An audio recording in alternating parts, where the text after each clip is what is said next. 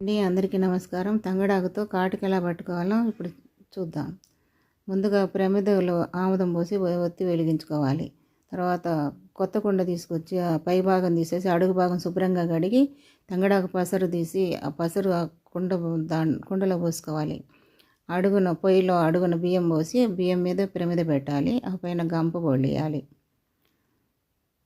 4 గంటల తర్వాత కాటుక పడుతుంది. చూడండి, కాటుక పడింది. ఆ కాటుకు తగలకుండా ఆ ప్రమిద తీసి పెట్టాలి. ఇప్పుడు ఒక గిన్నె తీసుకొని ఆ కాటుకు కింద పెట్టాలి. చెంచా తీసుకొని ఆ కాటుక దాంట్లో పడేలాగా చిన్నగా అట్లా గీరినట్టుగా చిన్నగా దాంట్లోకి మొత్తం కాటుక తీయాలి. ఈ కాటుక కళ్ళకు పెట్టుకుంటే కంట్లో నీళ్లు రావు, కన్ను దురదగా ఉండదు, కళ్ళు మంటలు రావు. చాలా బాగుంటుంది, కంటికి చాలా మంచిది. కాటుక తయారైంది. ఇందులో కందిగింజంత ముద్దకర్పూరం ఒక పేపర్ మీద వేసి గ్లాస్ తోటి మెత్తగా చేసుకొని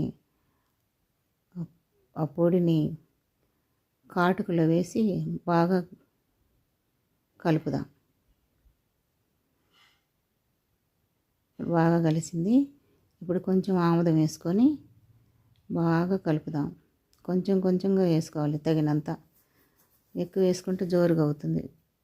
జోరుగా కాకుండా గట్టిగా ఉండేటట్టు కలుపుకోవాలి.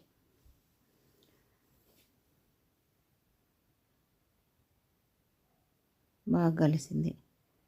ఇప్పుడు కాటుక తయారైంది. ఒక చిన్న బాక్స్లోకి ఆ కాటుక తీసుకుందాము.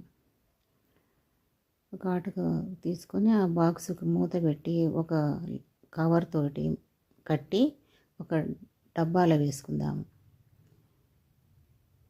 మీరు కూడా ఇలాగే కాటుక తయారు చేసుకోండి, వాడండి. మీ కళ్ళను ఆరోగ్యంగా ఉంచుకోండి.